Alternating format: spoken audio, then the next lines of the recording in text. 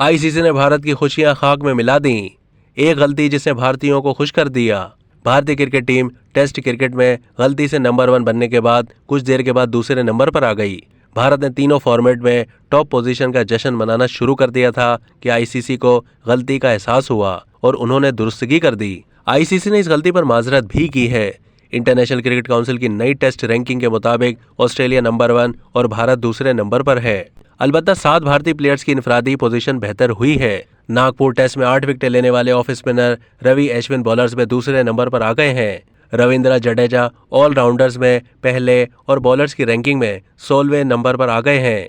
अक्षर पटेल भी test allrounder की रैंकिंग में 7वें, जबकि सेंचुरी बनाने वाले कप्तान रोहित शर्मा बैटर्स की रैंकिंग में 8वें नंबर पर पहुंच गए हैं। अब तक के लिए इतना ही। मजीद मालूमात के लिए डेली जंग के यूट्यूब चैनल को सब्सक्राइब कीजिए।